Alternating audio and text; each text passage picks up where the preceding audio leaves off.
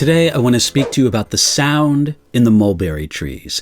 This is from 2 Samuel chapter 5, verses 23, 24, and 25. Let me read these three verses to you. Therefore David inquired of the Lord and said, "You shall not go up. Circle around behind them and come upon them in front of the mulberry trees. And it shall be, when you hear the sound of marching in the tops of the mulberry trees, then you shall advance quickly, for then the Lord will go out before you to strike the camp of the Philistines." And David did so, as the Lord commanded him, and he drove back the Philistines from Geba as far as Gezer. It was a glorious season in David's life. Long hoped-for dreams were now real. He was king over a unified Israel and could lead God's people into battle.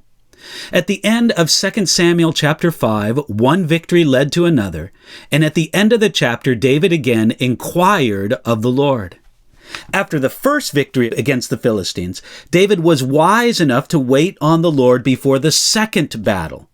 It's easy for many in the same situation to say, "I fought this battle before, I know how to win. This one will be easy." But David always triumphed when he sought and obeyed God. It was good for David to seek the Lord again because this time God had a different strategy for David to use. He told David, "You shall not go up, circle around them."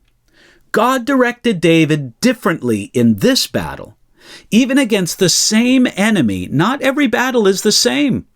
This time God wanted David to circle around the enemy and to wait for God to strike the camp of the Philistines first.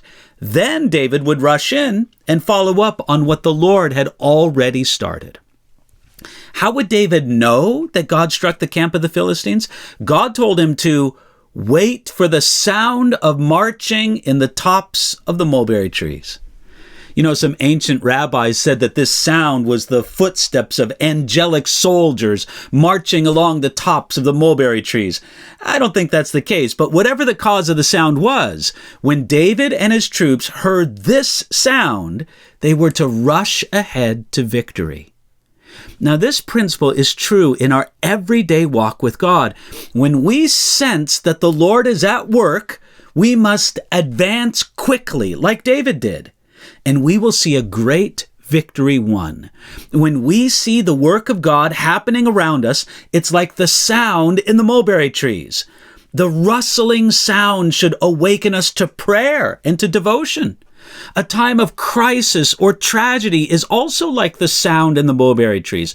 The rustling sound should awaken us to confession and repentance. The principle is simple. When we see God working, we must stir ourselves and advance quickly to follow in His victory. When we find the flow of the Spirit of God, we should jump in. Right now, wherever you are in life, do you hear the sound of the Lord advancing? If you do, then advance quickly right along with what God is doing.